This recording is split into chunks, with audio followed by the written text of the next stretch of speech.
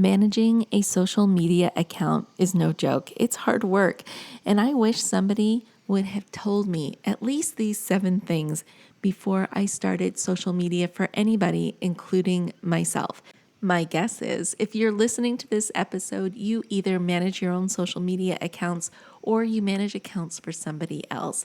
And these 7 things are going to help you do it much better. Are you ready to dive in? I know I am. Episode 250 starts right now. Welcome to the Lora Shipman Show minicast, a special edition of my podcast where it's just you, me, my mic, your earphones, plus quick tips and hacks you can implement immediately to improve your life and your business. Are you ready to get started? I know I am. Let's dive in. Well, hey there, everybody. Welcome back to the show. I'm so excited you are here with me today because it is my most favorite day of the week, and that is minicast day. And if you haven't been here for a minicast, you're missing out. It is the day that I give you a shot in the arm of value.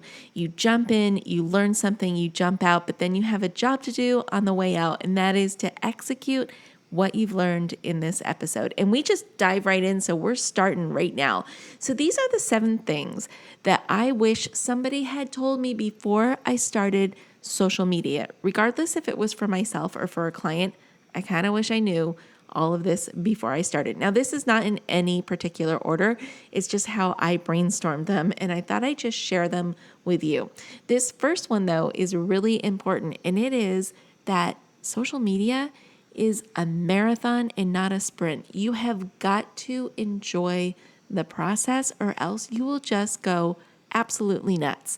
You'll be pulling your hair out. You'll be frustrated. You'll be banging your head against that wall if you don't understand this.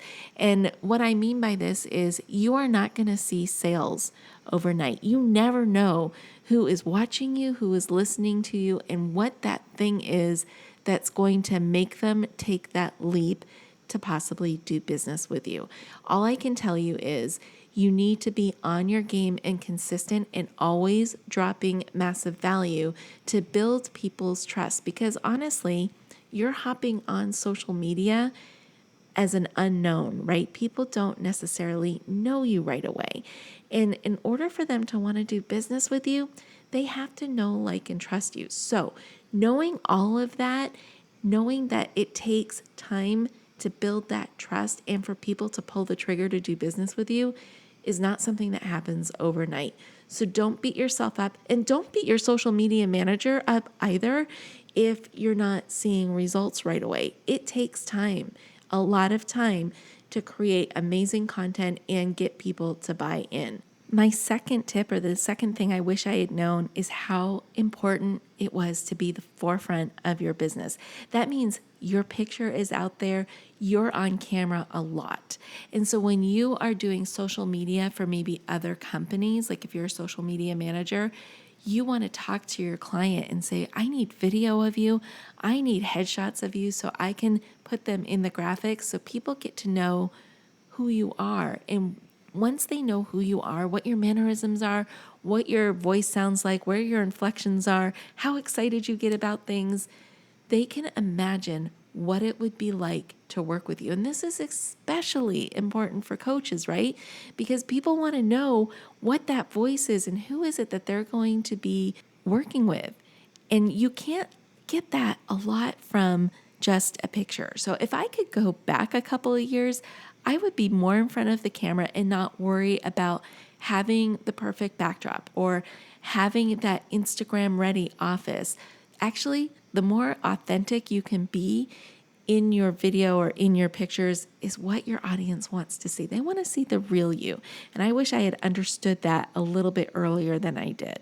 The next one is you can't just post for posting's sake. You really have to create posts that make a difference. And these are the posts that engage your audience, the ones that drop massive value, the ones that provide quick wins for your audience.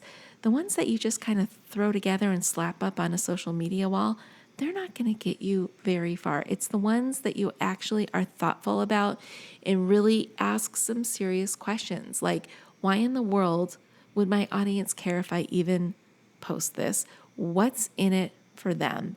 And what is my call to action? What do I want my audience to do after they see this post? So if you can ask yourself those questions as you're creating content and really have good answers to them, I think you will win the content game. So the next thing I wish I had realized sooner was actually what those posts are that drop the massive value. And for me, what's worked really well in my business and my clients' business are infographics, mini trainings, opinion posts, and things that help serve audiences. Things that when you post them, audiences get a quick win. There's a benefit there for them. If people can recognize that sooner, I think their social media efforts will serve them a lot better. The next thing I wish I knew about or investigated a little bit more are automations. I absolutely love them now, and I could not live without them. And if you're not automating your social media to some extent, do the research, figure it out, or call me. Let's sit down in a strategy session and let me help you figure out what you can automate. It will totally save you time. And then the next thing right after automations is batching. Oh my gosh, once I figured out how to batch my social media content, not only for me, but for my clients, it was such a game changer. I didn't feel so chained to my laptop and my phone. I could actually get up and walk away from my desk and know that my social media content was going out there. And the last thing, and I think everybody needs to do this, is research the right resources to help you stay on top of trends and learn how to be an authority in your space. And those resources change a lot and all the time. One of my favorite places to go to try and figure out what those resources are is feedly.com. That's F as in Frank, EEDLY.com. It has all sorts of different publications in one spot that you can kind of thumb through and figure out, hey, is this going to work for me or is it not? Or what are the newest publications out there that I don't know about?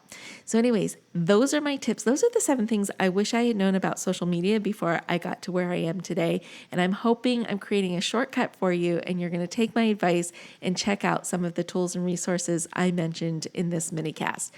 All right, my friends, I had a blast doing this for you, but you've got to keep up your end of the deal. And that deal is to go ahead and take something from this episode and execute it. Go ahead, put it into action in your business, and let's see how it changes your business. Okay, my friends, that does it for this episode. You know what to do until we meet next time, right? Stay safe, stay healthy, but most of all, stay social.